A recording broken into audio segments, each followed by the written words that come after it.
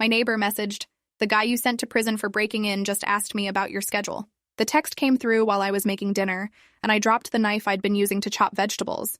It clattered against the cutting board as my hands went numb. Derek had been released, 6 years early, and he was already asking questions about me, gathering information, planning something. My neighbor Beverly was 73 years old and lived in the unit directly below mine. She didn't understand what Derek was capable of, or why a simple question about when I usually came home from work had just sent ice through my veins. I called her immediately, my voice shaking as I asked exactly what Derek had said and how he'd approached her. Beverly sounded confused by my panic, explaining that a nice young man had knocked on her door 20 minutes ago, asking if the woman in 3B still lived here and what hours I typically kept. She'd told him I worked until 6 most days and usually got home around 6:30. My vision started tunneling as Beverly continued talking about how polite Derek had been, how he'd explained he was an old friend trying to reconnect. I managed to thank her and hang up before the full weight of terror crushed down on my chest. Derek Vaughn had broken into my apartment 4 years ago while I was sleeping. I woke up to find him standing at the foot of my bed holding a kitchen knife from my own drawer, watching me with an expression that still haunted every nightmare I'd had since. He'd worked as a maintenance contractor in my building and had copied my key weeks earlier, letting himself in after midnight to do God knows what before I woke up. The police found zip ties and duct tape in his jacket pocket when they arrested him. The detective told me later that based on the evidence and Derek's pattern of behavior with previous victims, I'd interrupted what would have been a prolonged assault ending in murder. He'd done this before to 2 other women in different cities, though they'd survived and testified at his trial. Derek got 15 years for attempted kidnapping, breaking and entering, and assault with a deadly weapon. The judge had been clear that he represented an ongoing danger to society and needed to serve the full sentence to protect potential victims. But apparently the prison system had other ideas about what justice meant. I immediately called Detective Raymond Carver, who'd handled my case 4 years ago. He picked up on the second ring, and I could hear concern in his voice when I explained about Beverly's message. He put me on hold while he checked Derek's status in the system, and when he came back, his tone was grim. Derek had been released 8 days ago on early parole for good behavior and participation in rehabilitation programs. The system was supposed to notify victims when their attackers were released, but somehow my paperwork had been lost in a database transfer between counties. Detective Carver swore under his breath and told me he was pulling Derek's parole conditions immediately. I asked what those conditions said about contacting me or coming near my home. There was a painful silence before Detective Carver admitted that standard parole terms only prohibited direct contact with victims, not general proximity or asking third parties about them. Technically, Derek hadn't violated anything yet by talking to Beverly. My hands clenched around the phone hard enough that my knuckles went white. I asked what I was supposed to do. Just wait for him to actually attack me before the law would intervene. Detective Carver told me to document everything and call 911 if Derek approached me directly or appeared anywhere near my home or workplace. He said he'd contact Derek's parole officer first thing in the morning and flag the case as high risk. But it was 7:30 on a Friday evening and the parole office was closed until Monday morning. That meant I had an entire weekend to survive while Derek was out there somewhere, free to come and go as he pleased, gathering information and planning whatever he intended to do. I asked Detective Carver if I should leave town or check into a hotel. He said it might be a good idea for the weekend, that putting distance between me and Derek while the parole office sorted things out would be the safest option. I agreed and told him I'd pack a bag and head to my sister's place in Riverside, about 90 miles away. Detective Carver made me promise to keep my phone charged and to call him if anything suspicious happened. After we hung up, I stood in my kitchen staring at the half-chopped vegetables and trying to process that my nightmare was starting all over again. I called my sister Amanda and explained the situation. She immediately told me to come stay with her for as long as needed. But as I started throwing clothes into a suitcase, I realized that running away for the weekend wasn't actually going to solve anything. Derek had found me once already despite a restraining order and prison sentence. If he was determined enough to show up at my building the same week he got released, then he wasn't going to stop just because I went to Riverside for a few days. He'd wait until I came back, or he'd follow me to Amanda's and endanger her family too. The more I thought about it, the angrier I became. I'd spent 4 years rebuilding my sense of safety and learning to sleep without a baseball bat next to my bed. I'd moved to a supposedly secure building with cameras and keycard entry.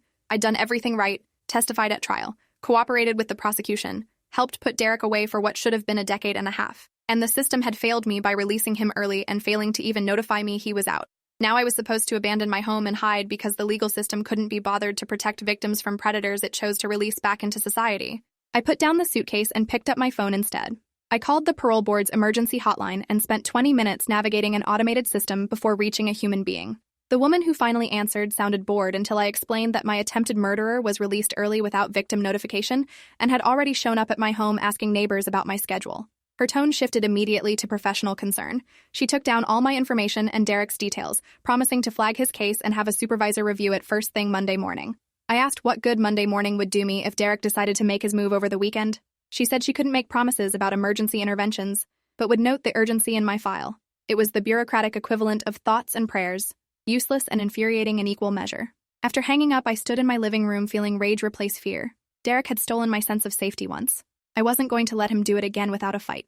I called my boss Lawrence and explained I had a family emergency and needed Monday off. He was understanding and told me to take whatever time I needed. Then I called Amanda back and told her I'd changed my mind about coming to Riverside. She argued with me for 10 minutes, insisting that staying in my apartment while Derek was out there was insane and reckless. I explained that running would only postpone the inevitable, that Derek was fixated and patient and would eventually find me no matter where I went. Amanda asked what I planned to do instead. I told her I was going to document everything, set up my own security measures, and make sure that if Derek tried anything, I'd have evidence solid enough that the system couldn't ignore it this time. Amanda made me promise to at least get some kind of protection, pepper spray or a weapon or something. I promised, though I wasn't sure what good pepper spray would do against someone who'd already proven willing to bring a knife to my bedroom. After we hung up, I sat down at my laptop and started researching home security systems I could install immediately. I ordered 3 wireless security cameras online with overnight delivery and spent $200 on equipment that would let me monitor my apartment remotely from my phone. Then I went through my apartment, checking every window lock and door chain, making sure everything was as secure as it could be. The apartment had one entrance through the front door and a small balcony off the living room that overlooked the parking lot. I was on the 3rd floor, which meant the balcony wasn't easily accessible from outside. But Derek had worked maintenance and knew buildings inside and out. If he wanted to find a way up to my balcony, he'd figure it out. I pushed my heavy bookshelf in front of the balcony door as an extra barrier and made sure the curtains were drawn so nobody could see inside. Then I checked my phone and saw it was almost 9. Beverly had told Derek I usually got home around 6:30, which meant he knew my approximate schedule. If he was watching the building, he'd seen that my lights were on and I was home. The thought made my skin crawl.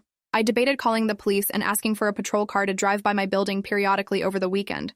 But I knew from experience that police resources were stretched thin, and that asking for protection based on a conversation with my neighbor wouldn't result in actual security. They'd take a report and tell me the same thing Detective Carver had said: document everything and call if Derek made direct contact. The legal system required me to wait until I was in immediate danger before it would intervene, which was a nice way of saying I had to let Derek get close enough to hurt me before anyone would take the threat seriously. That calculus might make sense from a resource allocation standpoint, but it was absolutely useless from a victim protection perspective. I was on my own until Derek did something overtly illegal, and by then, it might be too late. The realization settled over me like a weight. If I wanted to survive this, I needed to be smarter and more prepared than the system that had already failed me once. I spent Saturday installing the security cameras when they arrived. One covered the front door from inside my apartment, one covered the balcony, and one I positioned to monitor the parking lot outside my building. The system connected to an app on my phone that would alert me to any motion and let me review footage remotely. It wasn't perfect, but it gave me eyes on the places Derek was most likely to approach from. I tested the cameras multiple times to make sure they were working properly and set the motion sensitivity high enough to catch any movement. Then I went to a sporting goods store and bought the strongest pepper spray they sold, the kind marketed to hikers worried about bear attacks. The clerk asked if I was planning a camping trip, and I lied and said yes, not wanting to explain that I needed it to defend myself against a human predator who'd already proven the legal system couldn't contain him. I also bought a personal alarm that would emit a 130 decibel shriek if activated, loud enough to alert neighbors and hopefully scare off an attacker. Saturday evening, I got a call from an unknown number. I let it go to voicemail, my heart pounding as I waited to see if anyone would leave a message. They didn't. 10 minutes later, another call from a different unknown number. Again, no message. This happened 4 more times over the next hour, each call from a different number, each one hanging up without leaving a voicemail. I knew it was Derek. He was testing me, seeing if I'd answer, gauging my awareness and fear level. Each silent call was a form of psychological warfare designed to keep me off balance and afraid. I blocked each number as it came in, but I knew that was pointless. Derek could get burner phones or use calling apps that generated random numbers. The calls were meant to remind me that he was out there thinking about me, planning his next move. I forced myself to eat dinner even though my stomach was in knots, knowing I needed to keep my strength up. Then I settled in for another sleepless night, watching the security camera feeds on my phone and jumping at every sound in the building. Sunday morning, Beverly knocked on my door to return a package that had been delivered to her apartment by mistake. When I opened the door with the chain still engaged, she looked startled by my caution. She handed me the package through the gap and asked if everything was all right. I told her I was fine but needed her to do something important for me. If the man who'd asked about me came back, she needed to call the police immediately and not engage with him at all. Beverly looked confused and asked why, saying he'd seemed so nice and normal. I explained that Derek had broken into my apartment 4 years ago and had just been released from prison, that he was dangerous and she needed to stay away from him. Beverly's face went pale as she realized she'd given information to someone who meant me harm. She apologized profusely, and I told her it wasn't her fault, that Derek was good at seeming harmless and trustworthy. I gave her Detective Carver's direct number and made her promise to call him if Derek appeared again. She agreed and hurried back downstairs, clearly shaken. I felt bad for scaring her, but I needed my neighbors alert and aware that Derek represented a real threat. Sunday afternoon, I saw him. I was monitoring the parking lot camera feed on my phone when a figure appeared walking slowly between the cars. Even on the small screen, I recognized Derek immediately. Same build, same way of moving, same deliberate confidence that came from knowing he'd gotten away with things before. He was wearing a baseball cap and sunglasses, clearly aware there might be cameras, but he wasn't trying that hard to hide. He walked past my building slowly, looking up at the windows like he was counting floors or identifying which unit was mine. Then he stopped directly below my balcony and stood there for almost a minute, just staring up. My hands started shaking as I watched him on my phone screen. He knew exactly where I lived and was making sure I knew he knew. It was a power play, a way of saying the prison sentence hadn't changed anything and he could still reach me whenever he wanted. After standing there long enough to make his point, Derek walked back toward the street and disappeared from the camera's view. I immediately called Detective Carver and sent him the security footage. He watched it while we were on the phone and confirmed it was definitely Derek. I asked if this counted as enough evidence to violate his parole or at least get a restraining order with teeth. Detective Carver said he'd forward the footage to Derek's parole officer first thing Monday morning and recommend immediate action. But he couldn't guarantee what the parole board would do since Derek technically hadn't made direct contact with me or entered my property.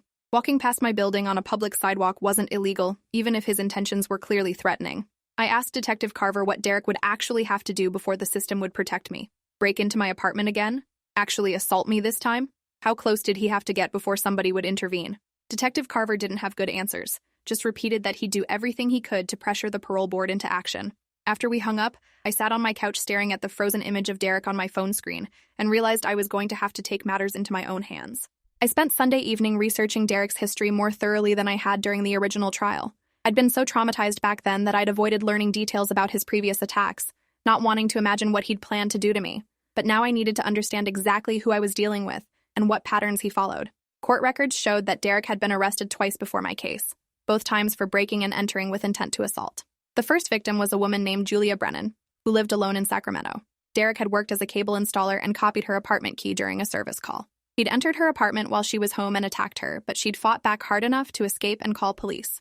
Derek was arrested but released on bail, then skipped town before trial. That's when he moved south and found his second victim, a woman named Patricia Shu in San Diego. Same pattern. Derek worked a job that gave him access to women's homes, copied keys, and waited until they were vulnerable. Patricia had been asleep when Derek entered her apartment. She woke up to find him standing over her bed and screamed loud enough that neighbors called police. Derek fled but was caught 3 blocks away. This time he didn't make bail and ended up serving 18 months for assault and attempted kidnapping before being released on parole. 6 months later, he'd broken into my apartment. The pattern was clear and terrifying. Derek specifically targeted women who lived alone, used his work access to learn their schedules and copy their keys, and escalated to physical violence when given the opportunity. He was a methodical predator who learned from each failure and got better at not getting caught. The fact that he'd served time twice before and still reoffended showed that prison hadn't rehabilitated him at all. It had just given him time to refine his approach. And now he was out again, less than 4 years into what should have been a 15-year sentence, and already circling his next victim, which happened to be the same victim from before because I'd testified against him and made it personal. Monday morning, I called in sick to work. I knew Derek had asked Beverly about my schedule, which meant he knew I usually left for work around 8:30 in the morning. If I followed my normal routine, I'd be vulnerable during my commute and at my workplace, which was a small accounting firm with minimal security. I wasn't going to make it easy for him to predict my movements or catch me in transit. Instead, I stayed in my apartment monitoring the security cameras and waiting for Detective Carver to update me on the parole board meeting. Around 10 o'clock, my phone rang from another unknown number. This time I answered, putting the call on speaker and starting a recording app I downloaded specifically for documenting evidence.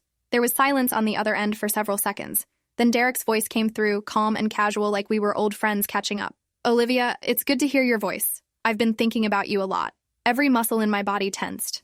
I kept my own voice steady as I responded. "You're violating your parole conditions by contacting me. I'm recording this call and forwarding it to your parole officer." Derek laughed, a sound that made my skin crawl. "I'm not violating anything. I'm allowed to make phone calls. It's not my fault you answered. You could have just let it go to voicemail."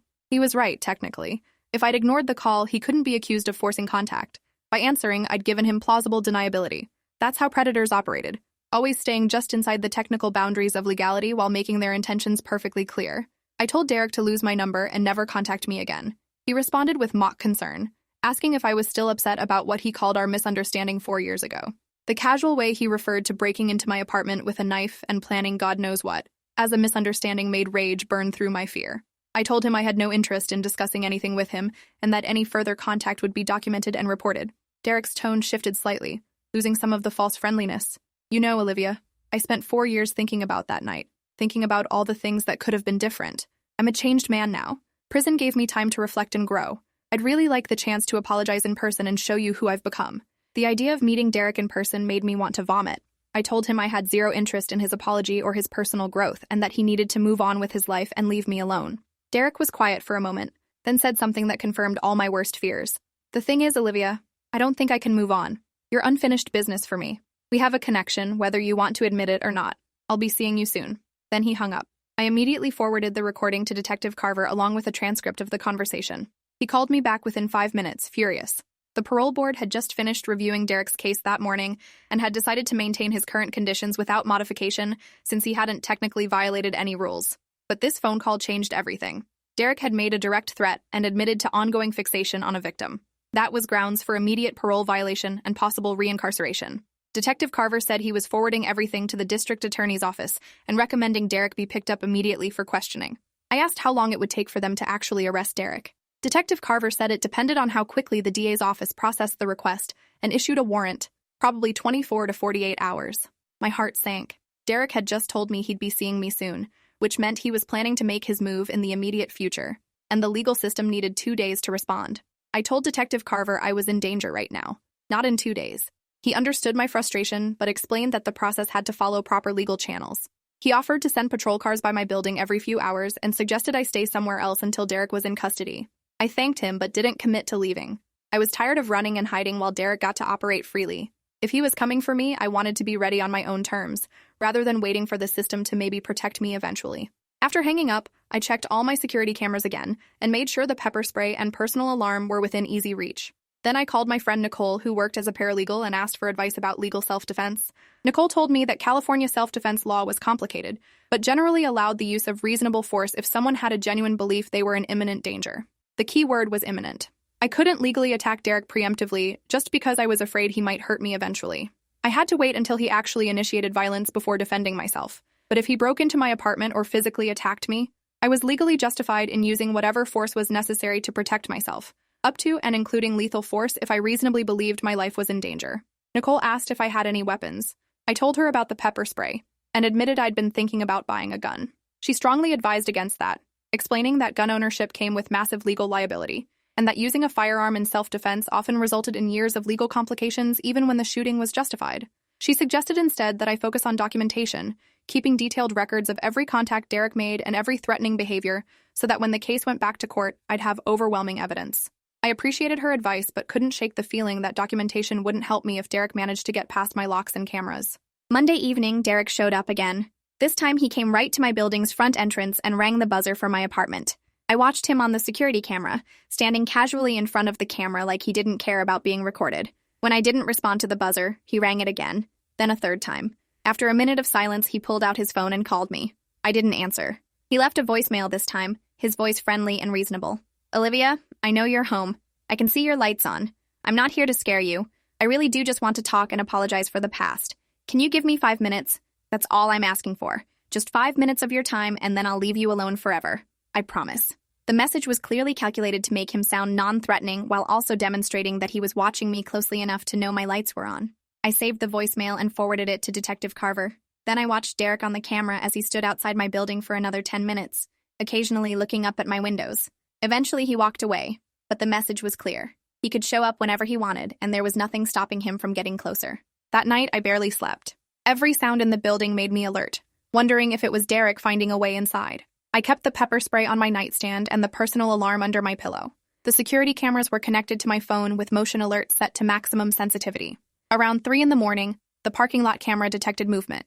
I grabbed my phone and pulled up the feed, my heart racing. It was Derek again, walking between cars and looking up at the building. He wasn't trying to hide this time, just circling like a predator establishing territory. I recorded the footage and sent it to Detective Carver despite the early hour, knowing he'd want documentation of the pattern. Derek stayed in the parking lot for 20 minutes, sometimes standing still, sometimes walking back and forth. It was psychological warfare designed to keep me afraid and exhausted. He knew I could see him on camera. He wanted me to know he was there, that he could show up anytime, day or night, and that my security measures hadn't deterred him at all. Finally, he left, and I lay awake until sunrise, too wired to sleep. On Monday morning, Detective Carver called with an update that made my blood boil. The district attorney's office had reviewed Derek's file and the evidence I'd provided but decided not to issue an immediate arrest warrant. They determined that while Derek's behavior was concerning and inappropriate, it didn't meet the legal threshold for parole violation because he hadn't made explicitly violent threats or attempted to enter my property. The phone calls and visits to my building entrance were considered harassment, which was a misdemeanor, not grounds for reincarceration. They recommended I file for a restraining order through civil court and document any future escalation. Detective Carver sounded as frustrated as I felt, explaining that he'd pushed hard for immediate action, but been overruled by prosecutors who were worried about legal technicalities. He promised to keep pressuring them and said he'd increased patrol frequency around my building, but I could hear in his voice that he knew it wasn't enough. The system was failing me again, prioritizing procedural correctness over my actual safety, and there was nothing he could do about it except apologize and encourage me to keep documenting. I decided right then that I was done waiting for the system to protect me.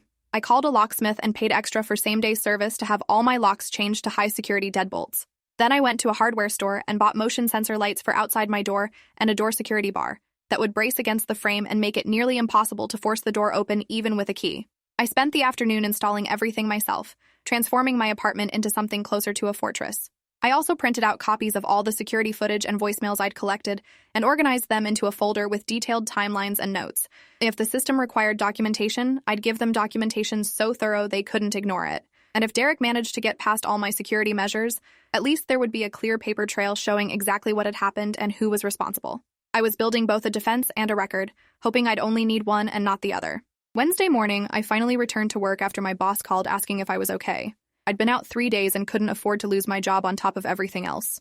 I explained the situation to Lawrence, showing him the security footage and explaining that I was dealing with a serious stalking situation. He was sympathetic and offered to notify building security that Derek wasn't allowed on the premises. The accounting firm was in a professional office building with a front desk attendant and keycard access to the elevator. I gave the security guard Derek's name and photo, explaining he was a dangerous person from my past who might try to access the building. The guard, a retired police officer named Eugene, took it seriously and added Derek's photo to their watch list. He also gave me his direct cell number and told me to call him immediately if I felt unsafe. I thanked him and tried to focus on work, but concentration was impossible when I kept checking my phone for security camera alerts and scanning the office for threats. Around lunchtime, I got a call from Beverly. She was whispering and sounded terrified. Derek had come back to the building and was knocking on her door, asking more questions about me. She'd refused to open the door and had called the police like I'd told her to, but Derek was still out there in the hallway talking to her through the door. I could hear his voice in the background, calm and persuasive, telling Beverly he was an old friend who just wanted to reconnect and asking if she knew where I worked. Beverly was crying and begging him to leave her alone.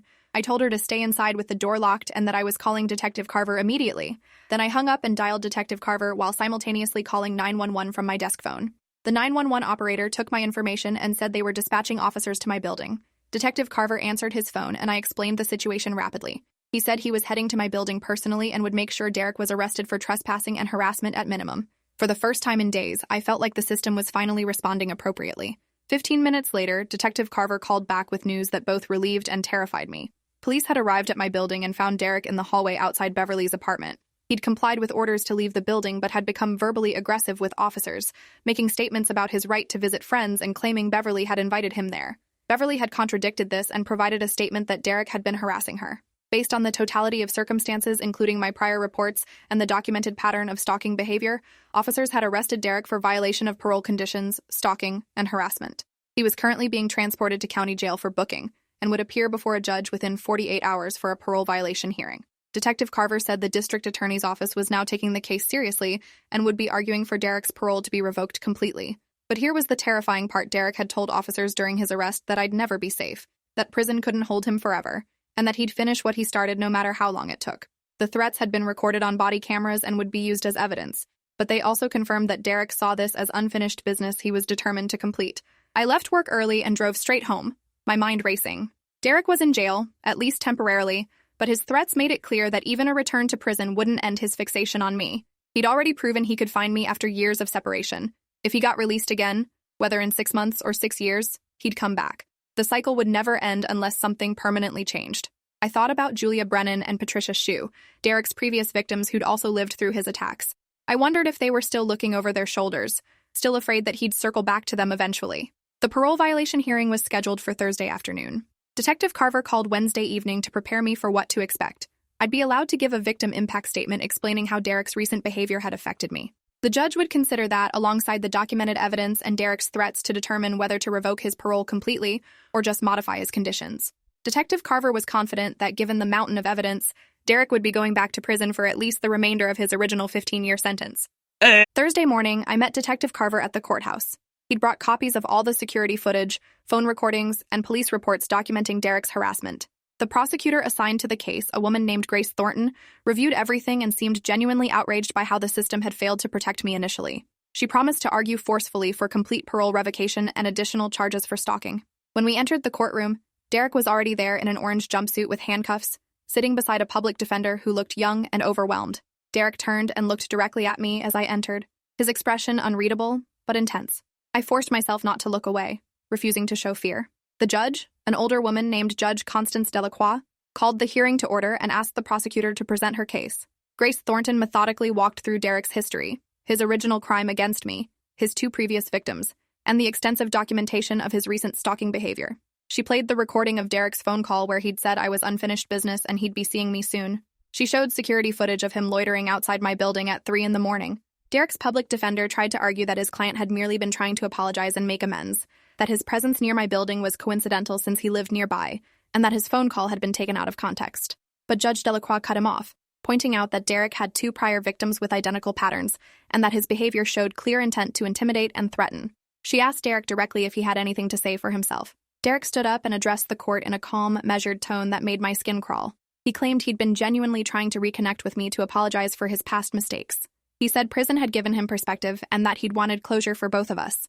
He admitted his approach had been wrong and that he should have respected my boundaries better, but he insisted he'd never intended violence and that his comments to police had been taken out of context because he'd been frustrated and upset about being arrested. It was a performance designed to make him look reasonable and remorseful, and I could see the public defender nodding along as if Derek was a misunderstood victim of circumstance rather than a serial predator with 3 victims. Judge Delacroix wasn't buying it. She reviewed the case file silently for several minutes, then looked up at Derek with an expression of disgust. She said his pattern of behavior showed a clear disregard for his victim's safety and well-being, that his recent actions demonstrated he remained a danger to society, and that his statements to police revealed his true intentions, regardless of how he tried to spin them now. She was revoking his parole completely and ordering him to serve the remaining 11 years of his original sentence. Additionally, she was referring his case to the district attorney for potential additional charges of stalking and terroristic threats. Derek's expression finally cracked, showing the rage underneath his calm facade. He started to argue, but his public defender pulled him back into his seat. Judge Delacroix ordered Derek remanded to state custody immediately and ended the hearing.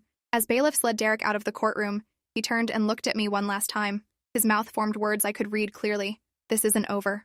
Then he was gone, back to prison where he belonged.